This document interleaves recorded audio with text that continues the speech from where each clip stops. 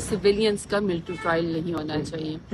मैं तो पहले भी बात की कि अगर कोर कमांडर बलूचिस्तान ये कह सकते हैं कि हमें जो लोग पंजाब में बलूचिस्तान में लिबरेशन की बातें कर रहे हैं या फसादी हैं और हम उनके साथ टेबल टॉक पे बात कर सकते हैं, तो ये जो हमारे मिलिट्री कोर्ट्स में नौजवान थे यहाँ पे भी बात हो सकती थी कि इनमें कुछ बैरिस्टर्स हैं, इनमें कुछ इंजीनियर्स हैं, कुछ सोशल मीडिया एक्टिविस्ट हैं, पढ़े लिखे नौजवान हैं, तो हम ये भी हमारे कौम के बच्चे थे, हम इनके साथ बात कर सकते थे, कोई वे आउट निकाला जा सकता था। हो सकता है इससे कुछ गलती हुई हो, लेकिन ये कि इस तरह सजाएं देके बहुत मुश्किल था।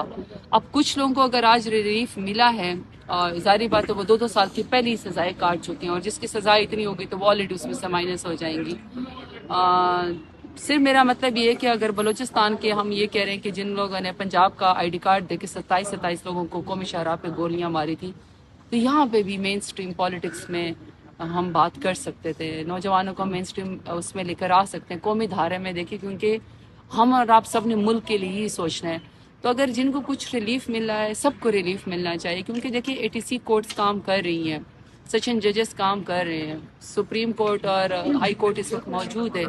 We all need to be there. और हम देखिए, हम खुद भी सारे दहशत गर्दी के FIR के अंदर मौजूद है और हम इंसाफ के मुतलाशी हैं।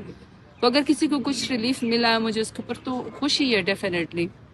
देखें, लोग तो सदर मुमलिकत से भी अपीलें करते हैं। जब हमारे दौरे हुकूमत में था, मुझे याद है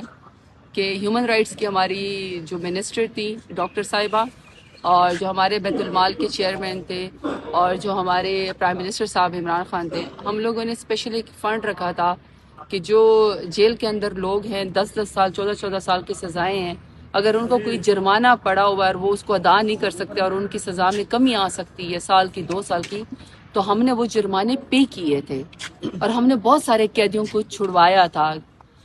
वक्त से पहले। तो आप सदर मुमलिकत से भी हमेशा आपको पता है कि लोग अपील करते हैं,